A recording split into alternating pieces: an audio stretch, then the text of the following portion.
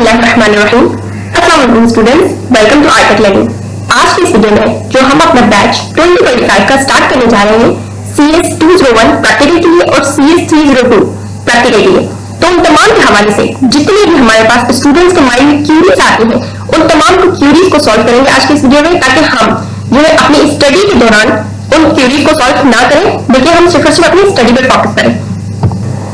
तो चलते हैं अपनी वीडियो को स्टार्ट करते हैं और जितने भी क्वेश्चंस जो स्टूडेंट के माइंड में बनते हैं रिलेटेड अपने जो है CS 201 के प्रैक्टिकल के लिए और CS 302 के प्रैक्टिकल के लिए, तो उन तमाम को आज हम सॉल्व करते हैं। तो इस वीडियो में हम कंप्लीटली कवर कर रहे होंगे अपने 12 पॉइंट्स को, और वो हमारे 12 पॉइंट्स कौन से होंगे जिनमें हमारा आ जाएगा marks, viva, mix, physical classes, lectures, attendance, graded quiz, उसके अलावा नॉन ग्रेडेड क्विजेस, और उसके अलावा एलिजिबिलिटी क्राइटेरिया, उसके अलावा सॉफ्टवेयर कौन से यूज करने होंगे, कौन से सॉफ्टवेयर यूज करने होंगे जो हम कर सकते हैं एग्जाम्स में, और कौन से सॉफ्टवेयर ऐसे होंगे जो अलाउड नहीं होंगे उनके बारे में भी डिस्कस करेंगे। कौन से सर्टिफिकेट है जो कि हमें अपनी ड्यूरिंग स्टडी जो है गेट करने होंगे, और कौन सा जो है LMS लैब सिस्टम क्या होता है। उसके अलावा हम जो है अपनी लाइव सेक्शन के बारे में भी डिस्कस करेंगे।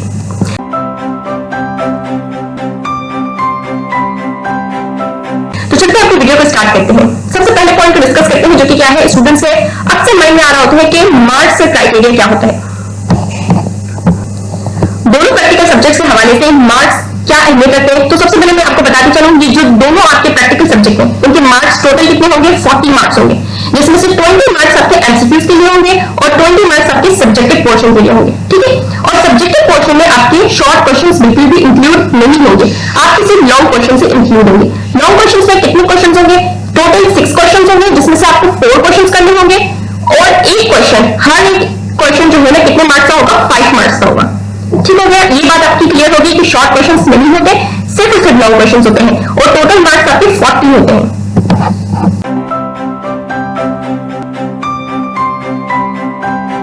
नेक्स्ट पॉइंट किस हवाले से है, वाइवा। अक्सर स्टूडेंट्स पूछते हैं कि ये प्रैक्टिकल है तो इसका वाइवा भी जरूर होगा, तो मैं आपको ये बात क्लियर करती चलूं कि जो CS 201 यानी कि इंट्रोडक्शन टू प्रोग्रामिंग लैंग्वेज है जिसमें हम C++ को स्टडी कर रहे होंगे, और CS 302 जिसके अंदर जो है डिजिटल लॉजिक डिजाइन है, जिसके अंदर हम गेट्स को, फ्लिप फ्लॉप्स को, और इसके अलावा मल्टीप्लेक्सर्स, इनकोडर्स, डिकोडर्स, इन तमाम चीजों को स्टडी कर रहे होंगे, तो इनके अंदर किसी किस्म का भी वाइवा नहीं होता है। ठीक है, ये आपके नेगेटिव के सब्जेक्ट्स नहीं है, तो इसमें किसी किस्म का कोई वाइवा इंक्लूड नहीं होता है। Second thing, mix. अक्सर स्टूडेंट्स पूछते हैं कि ये जो सब्जेक्ट्स हैं क्या इनके मिक्स भी होते हैं, तो मैं ये भी आपको बात क्लियर करती चलूं कि इनके कोई मिक्स नहीं होते हैं, इनके सिर्फ फाइनल्स होते हैं।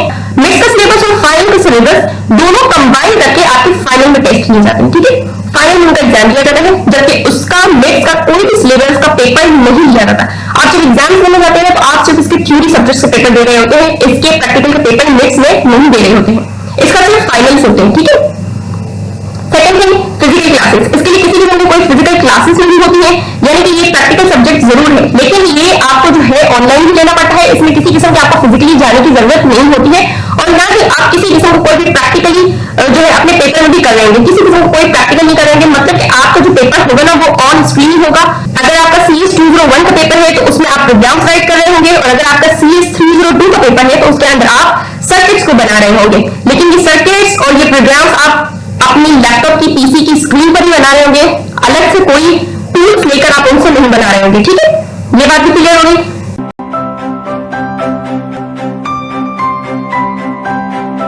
लेक्चर्स के बारे में डिस्कस करते हैं। अब स्टूडेंट्स पूछते हैं कि क्या हम थ्योरी के लेक्चर्स लेंगे और फिर प्रैक्टिकल के लेक्चर्स ले पड़ेंगे, फिर हम जो है CS 302 के लिए और 201 के लिए दोनों सब्जेक्ट्स के लिए पहले हमें थ्योरी के लेक्चर्स लेने पड़ेंगे, फिर हमें प्रैक्टिकल के लेक्चर्स लेने पड़ेंगे। तो ये बात मैं आपको क्लियर करती चलूं कि ये जो दोनों सब्जेक्ट है ना, ये दोनों के सब्जेक्ट से थ्योरी के लेक्चर्स अलग होते हैं, जिसमें CS 201 आ जाता है, इसमें P इंक्लूड नहीं होता, और जो थ्योरी का सब्जेक्ट ये जो डिजिटल लॉजिक डिजाइन का होता है जिसमें CS 302 आ जाता है, इसमें भी प्रैक्टिकल इन्वॉल्व नहीं होता है। तो इनके जो थ्योरी के सब्जेक्ट्स के लेक्चर्स होते हैं वो बिल्कुल सेपरेट होते हैं, और उनके प्रैक्टिकल के लेक्चर्स बिल्कुल सेपरेट होते हैं, जिसमें मैं आपको एक प्लस पॉइंट बताती चलूं कि आप कौन से लेक्चर्स स्किप कर सकते हैं और कौन से लेक्चर्स स्किप नहीं कर सकते हैं। तो वो ये है कि CS 201, ये जो CS 201 इंट्रोडक्शन टू प्रोग्रामिंग है, आप इसके अंदर थ्योरी के लेक्चर्स ले सकते हैं, लेकिन जो इसके प्रैक्टिकल के लेक्चर्स है वो आप कंप्लीटली स्किप कर सकते हैं, यानी कि लेक्चर नंबर 1 से लेकर लास्ट लेक्चर तक आप कंप्लीटली स्किप कर सकते हैं। जी बिल्कुल, क्योंकि इसका पीछे एक रीजन है, वो रीजन ये है कि आपके जो CS201 के लेक्चर्स होंगे और CS201T के लेक्चर्स होंगे तो दोनों के दोनों सेम होते हैं, जस्ट LMS पर इन्होंने क्या किया है कि वर्चुअल यूनिवर्सिटी वालों ने सेम लेक्चर्स उसी सब्जेक्ट कोड के अंदर भी पेश कर दिया है, क्योंकि बाकी डिग्री प्रोग्राम्स के लिए भी जो है ना कुछ बच्चे जो है थ्योरी का सब्जेक्ट नहीं पढ़ते हैं, जबकि सेम जब प्रैक्टिकल का सब्जेक्ट पढ़ते हैं, तो ये वर्चुअल यूनिवर्सिटी वालों ने उन बच्चों के लिए जो है अलग से प्रैक्टिकल लेक्चर्स के लिए भी उन्होंने अलग सेक्शन बनाया हुआ है। लेकिन जिन स्टूडेंट्स का CS201T एंड CS201 दोनों सब्जेक्ट्स हैं तो वो कंप्लीटली CS201T के लेक्चर्स स्किप कर सकते हैं, लेकिन उसके लिए जरूरी है कि आपको इंट्रोडक्शन टू प्रोग्रामिंग आनी चाहिए, यानी कि C++ लैंग्वेज आपको डीपली आनी चाहिए, ताकि आप जब इसका प्रैक्टिकल देने जाए तो आप इजीली हर प्रोग्राम को अटेम्प्ट कर लें। इन समरी में आपको ये बताते चलूं कि CS201 और CS201T दोनों लेक्चर्स सेम होते हैं, तो आप कोई से भी लेंगे एक ही बात होगी, ठीक है। अब मैं डिस्कस करती हूँ CS302 यानी कि डिजिटल लॉजिक डिजाइन के लेक्चर्स। अब इनके लेक्चर्स आप स्किप कर सकते हैं कि नहीं कर सकते हैं, तो ये मैं आपको बताती चलूं। सबसे पहले तो CS302 और CS302T के लेक्चर्स दोनों डिफरेंट होते हैं, ठीक है, सेम नहीं होते हैं। तो आप जो है अगर CS302 के लेक्चर्स लेंगे तो वो आप अपने थ्योरी सब्जेक्ट्स के लिए लेंगे, और अगर CS302T के लेक्चर्स लेंगे तो वो आप अपने प्रैक्टिकल सब्जेक्ट के लिए लेंगे, लेकिन दोनों लेक्चर्स लेना आपके लिए जरूरी है। लेकिन मैं आपको एक बात क्लियर करती चलूं, अगर आप CS302 यानी कि थ्योरी सब्जेक्ट के लिए अगर लेक्चर लेते हैं और CS302 प्रैक्टिकल के सब्जेक्ट के लेक्चर अगर आप हमारे चैनल से ले रहे हैं तो it's completely fine.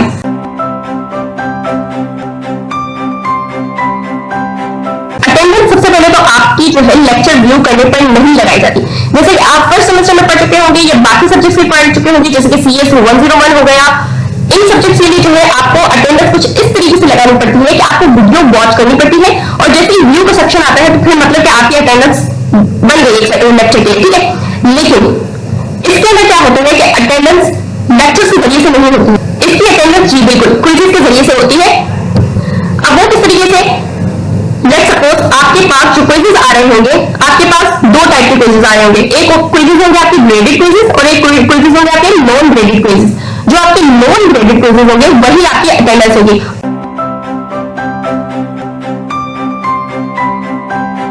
Non graded quizzes के बारे में भी मैं आपको डिस्कस करती चलूं। सी आपके यहाँ पर जो है ना एक ग्रेडेड क्विज़ेस होंगे और एक होगा नॉन ग्रेडेड क्विज़ेस। अब इनमें क्या डिफरेंस है, ग्रेडेड क्विज़ेस यानी कि जो आपके नॉर्मल क्विज़ेस होते हैं, जो आप अपने फर्स्ट सेमेस्टर में भी करके आ चुके होंगे कि 10 मार्क्स का क्विज होता है या 15 मार्क्स का क्विज होता है, जो कि आप अटेम्प्ट करते हैं, जिसमें आपको मार्क्स मिलते हैं और फिर आपकी ये जो है CGPA में काफी हेल्प करते हैं, जो आपके फाइनल की एक्टिविटीज में इन्वॉल्व होते हैं। लेकिन नॉन ग्रेडेड क्विज़ेस वो क्विज़ेस होते हैं जिसमें आपको सबसे पहले तो 10 मार्क्स का क्विज नहीं होगा, 5 मार्क्स का क्विज होगा, ठीक है। सेकंड इज दैट कि जो क्विज में अगर आप 0 मार्क्स भी सिक्योर करेंगे ना, it means there is no worries, आपके CGPA पे कोई असर नहीं पड़ेगा, कोई इफेक्ट होगा नहीं, क्योंकि ये नॉन ग्रेडेड है, आपके ये फाइनल्स में इन्वॉल्व नहीं होते हैं, ये बस आपके अटेंडेंस चेक करने के लिए लिए जाते हैं।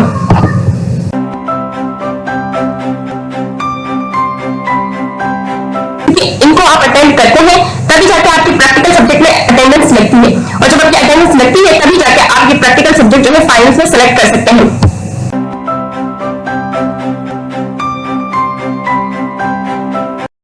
तो अब हम डिस्कस करते हैं पॉइंट नंबर 7 को। तो पॉइंट नंबर 7 के अंदर बताया जा रहा है कि एलिजिबिलिटी क्राइटेरिया क्या होना चाहिए। जैसे कि हमने पॉइंट नंबर 5 और पॉइंट नंबर 6 को डिस्कस किया, जिसके अंदर हमने ग्रेडेड क्विज़ेस और नॉन ग्रेडेड क्विज़ेस के बारे में बात की, तो एलिजिबिलिटी क्राइटेरिया में यही आ जाता है कि हमारे पास जो नॉन ग्रेडेड क्विज़ेस है, जो कि लेट्स सपोज कि एक स्टूडेंट के अगर 10 क्विज़ेस आ रहे हैं एक प्रैक्टिकल सब्जेक्ट के अंदर, तो उसके अंदर उसको 8 क्विज़ेस को अटेम्प्ट करना मस्ट है।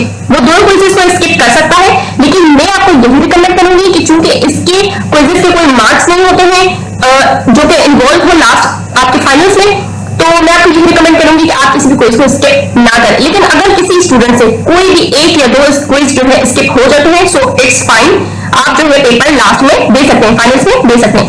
लेकिन अगर कोई स्टूडेंट जो है 3 या 3 से ज्यादा क्विजेस को स्किप कर देता है, जो कि नॉन ग्रेडेड क्विजेस होते हैं, तो फिर वो स्टूडेंट जो है एलिजिबल नहीं होता फाइनल्स के लिए, ठीक है। वो उसका वो पर्टिकुलर सब्जेक्ट जो है ना उसकी डेटशीट में भी शो नहीं हो रहा था, जिसकी वजह से वो फाइनल के जो है पेपर अटेंड नहीं कर सकते।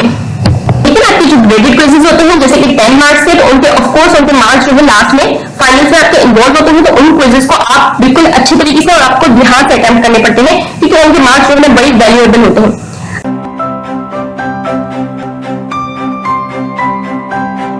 अच्छा, अब हम आपको डिस्कस करते हैं पॉइंट नंबर 1 को, जो कि है सॉफ्टवेयर के हवाले से। कौन सा सॉफ्टवेयर हमें जो है यूज करना होगा दोनों सब्जेक्ट्स के लिए, CS201 यानी कि इंट्रोडक्शन टू प्रोग्रामिंग के लिए और CS302 यानी कि डिजिटल लॉजिक डिजाइन के लिए। तो सबसे पहले हम डिस्कस करते हैं कि CS201 के लिए कौन सा सॉफ्टवेयर हमें यूज करना होगा। तो हमें यूज करना होगा गैप C++।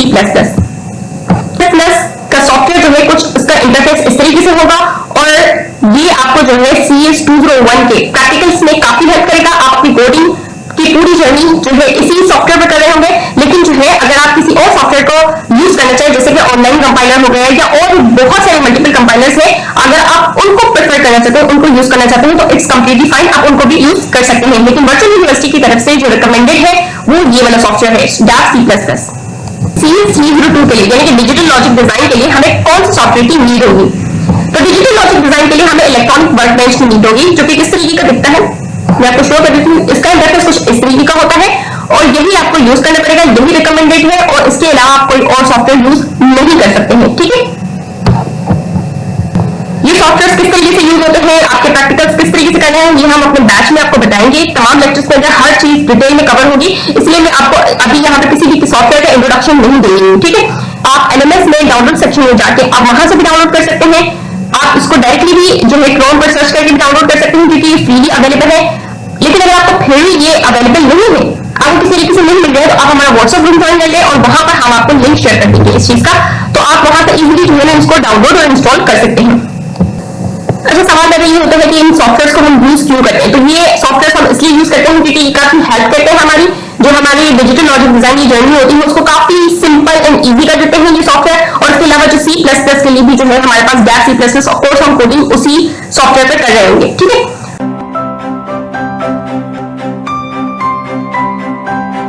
अब हम बात करते हैं कि ये क्या अलाउड होते हैं पेपर में या नहीं होते हैं जब हम एग्जाम देने जाते हैं। तो मैं आपको ये बात क्लियर करके चलूं, CS201P के लिए जो आपका गैप C++ का सॉफ्टवेयर है वो अलाउड नहीं होता है। ठीक है, वो अलाउ नहीं होता, इवन दो उसकी जगह पे कोई और सॉफ्टवेयर भी अलाउ नहीं होता, कंप्लीटली अलाउ नहीं होता। आपको सिर्फ डायरेक्टली जो है अपने एग्जामिनेशन सॉफ्टवेयर के स्क्रीन पर ही कोडिंग करनी होती है, जो कीबोर्ड की की से ही आपको कोडिंग करनी होती है। इसके अलावा आपको कोई भी कंपाइलर कोई भी सॉफ्टवेयर अलाउ नहीं होता है। अब हम डिस्कस करते हैं कि CS302P के लिए क्या इलेक्ट्रॉनिक वर्कबेंच अलाउ होता है। तो मैं आपको ये बात क्लियर करके चलूं कि जो आपकी थ्योरी सब्जेक्ट होता है CS302 का थ्योरी सब्जेक्ट में ये सॉफ्टवेयर अलाउड नहीं होता है। ठीक है, उसमें आपको हर चीज खुद ही करनी पड़ती है, लेकिन आपका जो प्रैक्टिकल सब्जेक्ट होता है उसका जब आपका एग्जाम होता है तो उसमें ये अलाउड होता है। बहुत ही कम चांसेस है कि बहुत ही कम कैंपसेस के अंदर स्टूडेंट्स को कुछ जो है इंस्ट्रक्टर अलाउड नहीं करते हैं, वो भी ना अवेलेबल होने की वजह से वो जो है उनको अलाउ नहीं करते। लेकिन जो है आप इस बात के लिए बिल्कुल टेंशन फ्री हो जाए, इलेक्ट्रॉनिक वर्कबेंच आपके प्रैक्टिकल सब्जेक्ट के एग्जाम में अलाउ होता है। ठीक है, जहां पर आपके जो है कैंपस है, अगर आपकी कैंपस में ये वाला सॉफ्टवेयर अवेलेबल नहीं है तो आप अपने जो है स्टाफ को कह सकते हैं कि ये सॉफ्टवेयर जो है इंस्टॉल करवा लें आपकी एग्जाम्स के लिए।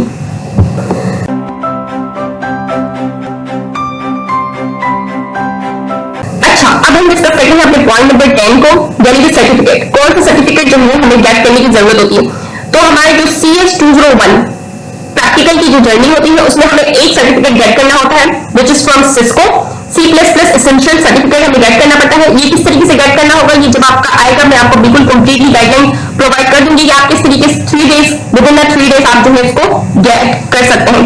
तो इस हवाले से आप भी बिल्कुल टेंशन नहीं लेनी है। आपने C++ का सिस्को सर्टिफिकेट आपको इजीली गेट करना मैं सिखा दूंगी, वो बात की बात है। ठीक है, लेकिन CS302 में इसमें किसी किस्म का कोई सर्टिफिकेट गेट करने की जरूरत नहीं होती है। यानी कि CS201 के लिए आपको सिस्को को जो सर्टिफिकेट होता है वो आपको LMS पर अटैच करने की जरूरत होती है। ठीक है, ये एज असाइनमेंट के तौर पर होता है, लेकिन जो आपका डिजिटल लॉजिक डिजाइन का प्रैक्टिकल होता है उसके अंदर आपको सर्टिफिकेट को गेट करने की जरूरत नहीं होती है, बल्कि आपकी जो असाइनमेंट्स होते हैं वो असाइनमेंट्स ही आपके जो है डायरेक्टली इलेक्ट्रॉनिक वर्कबेंच से रिलेटेड आपके असाइनमेंट्स होते हैं और वही आपको करने होते हैं, वही आपको सबमिट करने होते हैं PDF की फॉर्म में। किसी किस्म का कोई सर्टिफिकेट आपको सबमिट करने की जरूरत नहीं होती है। लेकिन CS201 इंट्रोडक्शन टू प्रोग्रामिंग के लिए इसमें आपको सर्टिफिकेट की भी जरूरत होती है, जो कि बाद में आप गेट करेंगे।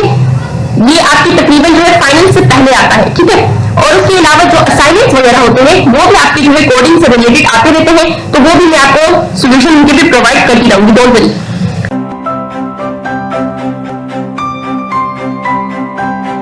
अच्छा जी, अब हम डिस्कस करते हैं अपने 11 पॉइंट को, जो कि है LMS लैब सिस्टम। LMS का लैब सिस्टम किस तरीके से वर्क करता है, उसके अलावा लैब सिस्टम किस तरीके से वर्क करता है, और एक प्लस टिप भी बताऊंगी मैं आपको कि आप अपनी स्टडी की जर्नी को किस तरीके से लेके चल सकते हैं कि वो वाकई बहुत ईजी हो जाएगी, दोनों सब्जेक्ट बिल्कुल आपके लिए कंप्लीटली ईजी हो जाए। तो सबसे पहले तो एलएमएस लेट सिस्टम किस पर वर्क करता है, 3:1 के रेशो पर वर्क करता है। किस पर, 3:1। अब इसका क्या मतलब हुआ, सिंपली यानी कि आपका जो लेक्चर नंबर 1 है, लेक्चर नंबर 2 है और लेक्चर नंबर 3 है, ये 3 लेक्चर्स आपके जो है, अगर किसी भी सब्जेक्ट को ले लो, फॉर एग्जांपल हमने जो है CS 201 के लेक्चर्स ले लिए, ये जो 3 लेक्चर्स है ना आपके, ये इक्वल्स टू लैब नंबर 1 होगी। ये क्या होगी आपकी, इक्वल्स टू लैब नंबर 1 होगी। 3 लेक्चर्स मिलकर 1 लैब बनती है। तो ये बात आपके माइंड में बिल्कुल क्लियर हो गई होगी कि 3 लेक्चर्स आप जब लेंगे फिर जाके आप एक लैब का लेक्चर लेना और इस तरीके से आप अपनी जर्नी को लेके चलना, ठीक है। इस तरीके से आपको बहुत आसानी हो जाएगी, किसी किस्म की कोई प्रॉब्लम नहीं आएगी और इस तरीके से कोई मार्क्स भी सिक्योर हो जाएंगे बिल्कुल इजीली। लेक्चर नंबर 1, 2 और 3 लेंगे तो तीनों लेक्चर्स के कॉन्सेप्ट आपके माइंड में बिल्कुल फ्रेश होंगे और जब आप लैब 1 को लेने जाएंगे तो वो तीनों लेक्चर्स के कॉन्सेप्ट लैब 1 में यूज हो रहे होंगे और इस तरीके से आप जो है अपनी लैब 1 को बहुत इजीली समझ सकते हैं और आपको किसी किस्म की स्टडी में मुश्किल नहीं आएगी। यानी कि मैं एलएमएस पे जाके आपको थोड़ा सा क्लियर कर देती हूँ। लेट्स सी, यहाँ पर आपका CS 201 का लेक्चर है और आपका CS 201P का लेक्चर है। तो आपने इसमें क्या करना है कि पहले 3 लेक्चर्स इसके लेने हैं। 3 लेक्चर्स जब आपने वॉच कर लिए, उनको अच्छे से समझ लिए, उनके नोट्स बना लिए या उनकी प्रोग्रामिंग कर ली, कुछ भी कर लिया, फिर जाकर आपने एक लैब का लेक्चर लेना है। जब आपने एक 1 लैब का लेक्चर ले लिया, फिर आपने अगेन आना है, 3 लेक्चर्स लेने हैं, फिर 1 लैब का लेक्चर लेना है। इस तरीके से आपकी जो है स्टडी की जर्नी है ना बहुत ही मजे की लगेगी आपको और किसी किस्म की कोई प्रॉब्लम भी नहीं आएगी।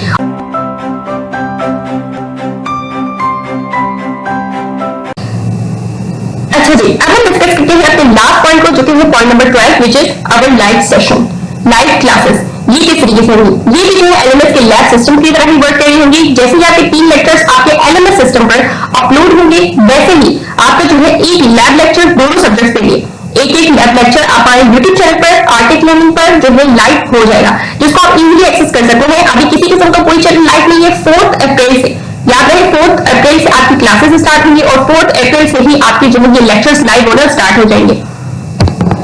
2025 का ये बैच है। अगर इसके अंदर आपको जो है हमारा व्हाट्सएप ग्रुप ज्वाइन करना है तो आप वो भी चैनल की डिस्क्रिप्शन से जाके CS 201P और CS 302P के नाम से एक जो है व्हाट्सएप ग्रुप होगा जिसको आप ज्वाइन कर सकते हैं। वहां पर भी आपको जो है डेली अपडेट्स देती जाएंगी या आपको कोई क्वेरी वगैरह होगी तो वहां पर भी आपकी क्वेरी जो है सॉल्व कर ली जाएगी। यूट्यूब पे जो चैनल अपलोड किए जाएंगे वो बिल्कुल रिकॉर्डेड होंगे, आप उनको अगेन एंड अगेन भी वॉच कर सकते हैं होंगे। अच्छा, ये बिल्कुल लास्ट टाइम की तरह नहीं होगा कि आपकी जो ऑनलाइन जो क्लासेस हुई थी ये उसकी तरह बिल्कुल भी नहीं होगा। ये बिल्कुल रिकॉर्डेड लेक्चर होगा जो आप यूट्यूब पर इजीली एक्सेस कर सकेंगे। तो लाइव सेशन की बात है तो लाइव सेशन आपका जो है ना वीक में 1 टाइम आपका लाइव सेशन होगा। उसमें क्या होगा कि आपकी जो लैब्स अपलोड की जाएगी यूट्यूब पर, उसमें किसी भी किस्म की कोई भी प्रॉब्लम आपको क्रिएट होगी ना तो आप एक तो कमेंट सेक्शन में भी पूछ सकते हैं, वहां भी आपको रिप्लाई किया जाएगा। व्हाट्सएप ग्रुप में भी पूछ सकते हैं, वहां भी आपको रिप्लाई किया जाएगा। और थर्ड थिंग इज दैट कि आपका जो ये लाइव सेशन होगा जो कि हर वीक में एवरी वीक में होगा आपके CS 302 के लिए भी और CS 201 के लिए भी, जिसमें आपकी तमाम क्वेरीज को सॉल्व किया जाएगा, चाहे वो डिजिटल लॉजिक डिजाइन के हवाले से हो, चाहे वो जो है इंट्रोडक्शन टू प्रोग्रामिंग के हवाले से हो, तो वो तमाम क्वेरीज को सॉल्व किया जाएगा। बाय द लेक्चर्स में हम अपनी पूरी एफर्ट्स डालेंगे कि आपको किसी किस्म की कोई प्रॉब्लम ना हो, कोई क्वेश्चन आपके माइंड में ना बने। आपकी जो है रिकॉर्डेड लेक्चर से ही आपकी तमाम क्वेरी सॉल्व हो जाए, लेकिन फिर भी किसी भी स्टूडेंट को कोई भी प्रॉब्लम होगी तो वो हमारे लाइव सेशंस के अंदर हमसे जो है क्वेश्चन कर सकते हैं, हम इजीली उनका रिप्लाई कर देंगे। जिनको C++ प्रोग्रामिंग लैंग्वेज पहले से आती है वो भी इसको अंडरस्टैंड कर सकेंगे और जिनको बिल्कुल नहीं आती यानी कि 0% बिल्कुल भी नहीं आती, जिनका बैकग्राउंड बिल्कुल प्रोग्रामिंग लैंग्वेजेस से है ही नहीं, तो वो भी इन लेक्चर्स को बिल्कुल इजीली अंडरस्टैंड कर सकेंगे। ये लेक्चर्स इसी तरीके से डिजाइन किए हैं। और अगर मैं डिजिटल लॉजिक डिजाइन की बात करूं तो वो स्टूडेंट जिससे पहले जिसका बैकग्राउंड बिल्कुल भी सर्किट के हवाले से नहीं है, जिसको गेट्स के बारे में बिल्कुल आइडिया नहीं है, flip flops, encoders, decoders, multiplexers, demultiplexers, इन चीजों के हवाले से बिल्कुल भी इल्म नहीं है, तो वो स्टूडेंट भी इजीली इन वीडियोस को अंडरस्टैंड कर सकेगा बिल्कुल, क्योंकि हम जो है 0 से स्टार्ट करने वाले हैं। क्योंकि हमने लास्ट टाइम चीज फेस की थी कि बहुत से स्टूडेंट्स को ये चीजें बेसिक सी चीजें पहले से नहीं आती थी, तो इस टाइम जो है हमने जो है इस बार जितने भी लेक्चर्स कराए हैं वो तमाम के तमाम में हमने इस तरीके से डिजाइन किए हैं कि इनको एक एवरेज स्टूडेंट, एक नॉर्मल स्टूडेंट और एक शार्प स्टूडेंट तमाम के तमाम इजीली अंडरस्टैंड कर सकते हैं। तो इसमें आपको टेंशन लेने की बिल्कुल जरूरत नहीं है कि अगर हमें जो है प्रोग्रामिंग लैंग्वेज नहीं आती है तो हम किस तरीके से इसको करेंगे, या हमने जो है गेट्स के बारे में हमारा बैकग्राउंड है ही नहीं तो उनको हम किस तरीके से अंडरस्टैंड करेंगे। सो नो वरीज, ये लेक्चर से आपको देखने के बाद बिल्कुल इजीली आपको जो है सेटिस्फेक्शन मिल जाएगी कि हाँ ये लेक्चर्स हम वॉच कर सकते हैं, हमें समझ भी आ रहा है। सो अब हम मिलते हैं अब अपने न्यू लेक्चर्स की सीरीज के साथ नेक्स्ट वीडियो में। तब तक के लिए अल्लाह हाफिज।